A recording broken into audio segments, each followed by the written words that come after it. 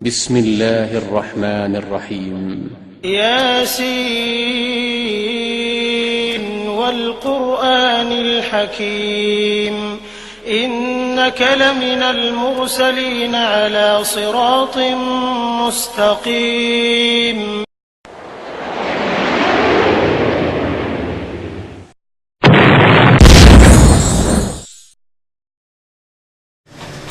نحمده ونصلي على رسوله الكريم اما بعد. محترم سامعین، اگر کوئی شخص پاکستان کے بارے میں تقریر کرے اور کہے کہ اس وقت پاکستان کے باضابطہ صدر مولانا فضل الرحمان صاحب ہیں، تو اس سے سامعین کو اندازہ ہو جائے گا کہ یہ مقرر 0 میٹر ہے جو پاکستان کے بارے میں کچھ نہیں جانتا. ہندوستان کے حوالے سے اگر کوئی شخص میڈیا پر آ کر کہے کہ سونیا گاندھی اس وقت ہندوستان کی وزیر اعظم ہے، تو آپ کو پتہ چل جائے گا کہ ہندوستان کی بابت اس شخص کی معلومات پیدل ہیں، لہذا اس کی بقیہ گفتگو میں کوئی علمی وزن نہیں ہوگا. مولانا اسد مدنی رحمہ اللہ جمعیت علماء ہند کے سرپرست تو تھے، لیکن دارالعلوم دیوبند کے ناظم یا محتمم نہیں تھے. اب اگر ایک شخص دیوبند کی ڈائری لکھے یا دیوبند کے موقف پر تقریر کرے اور وہ اپنی نادانی میں یہ کہے کہ مولانا اسد مدنی دارالعلوم دیوبند کے ناظم یا محتمم تھے، تو اس سے آپ اندازہ لگا سکیں گے کہ علماء دیوبند اہل سنت والجماعت کی بابت اس شخص کی بقیہ معلومات میں کیا علمی وزن ہوگا اور وہ تعریف یا تنقید کتنی پیدل ہوگی. اب آپ ایک کلپ سنیے. حسین احمد مدنی ان باپ ہیں مولانا اسد مدنی کے، جو دارالعلوم دیوبند کے جو ہے وہ ہیں، کیا کہتے ہیں، اس وقت دارالعلوم دیوبند کے ناظم ہیں اور محتمم ہیں، یہ سمجھ لیں آپ. وہ روٹھے ہیں مجھ سے مجھے منظور ہے لیکن وہ روٹھے ہیں مجھ سے مجھے منظور ہے لیکن یارو انہیں سمجھاؤ کہ بے پرکی نہ چھوڑیں.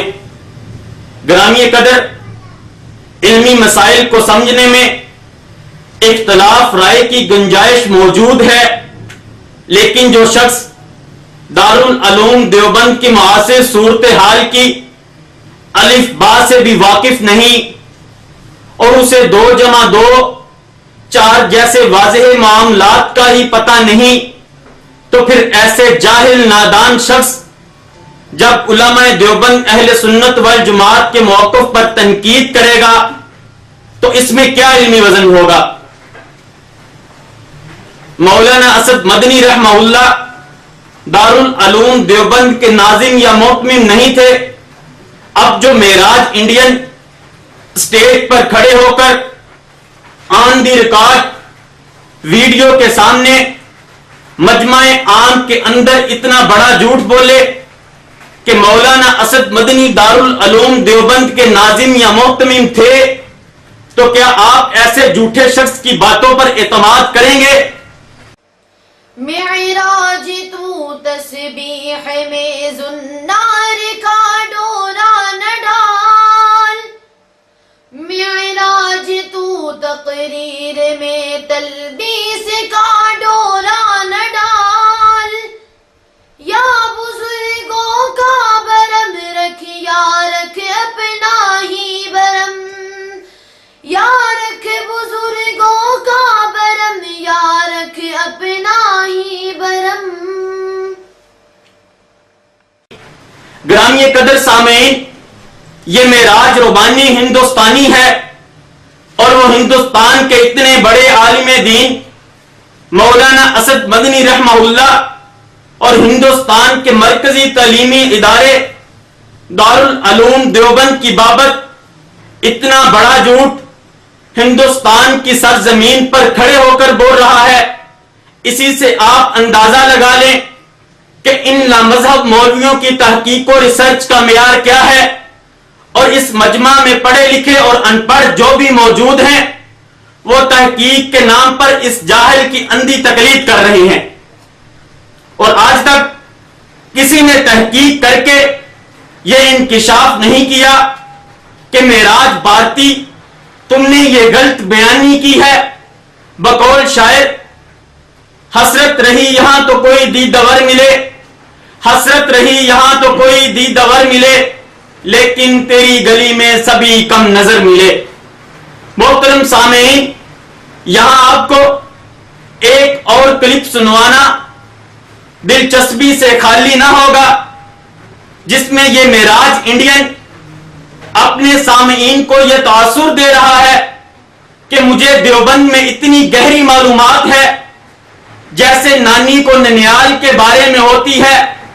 اے معراج انڈین، تجھے تو اس بچے کے کھلونے کا بھی پتہ نہیں ہے، اس بچے کے کھلونے کی طرح بھی تجھے کوئی معلومات نہیں ہے، جو بچہ اپنا کھلونا رکھ کر بھول جاتا ہے، اور تو بات کرتا ہے دارالعلوم دیوبند کی معلومات کی۔ یہ ایک کلپ سنیے۔ نانی اگر نانی کے سامنے کوئی نواسا ننیحال کا ذکر کرے تو کتنا بڑا احمق وہ کہلایا گیا، کتنا بڑا بیوقوف کہلایا جائے گا۔ تو وہ نانی کہے گی نہیں کہ بیٹا نانی کے آگے تو ننیحال کا ذکر کر رہا ہے۔ یہ راستے ہمارے دیکھے ہوئے ہیں پیارے، تم کیا جانو حدیث، تم کیا جانو قرآن، تمہیں کیا سمجھ ہے؟ معراج ربانی، تو عجیب نانی ہے جسے ننیال گھرانے کے سربراہ کا بھی پتہ نہیں ہے۔ ایک شاعر اس سے یوں مخاطب ہے، اتنی نہ بڑا پاکیہ داماں کی حقائق، اتنی نہ بڑا پاکیہ داماں کی حقائق، دامن کو ذرا دیکھ، ذرا بند قبا دیکھ۔ محترم سامعین، سٹیج سجا لینا کوئی کمال نہیں ہے، مجمع اکٹھا کر لینا کوئی بڑی بات نہیں ہے، اپنی چرب زبانی سے کوئی جنس بیچ کر خوش ہو جانا کوئی بڑا ہنر نہیں ہے۔ میراثی یہ کام بڑی خوش اسلوبی سے سر انجام دیتے ہیں، سٹیج ڈرامے والے بھی لوگوں کو متاثر تو کر لیتے ہیں، بازاروں، چوراہوں، بسوں اور ٹرینوں میں دوائیاں بیچنے والے بھی چورن پاؤڈر کو کشتے کے بھاؤ بیچ لیتے ہیں۔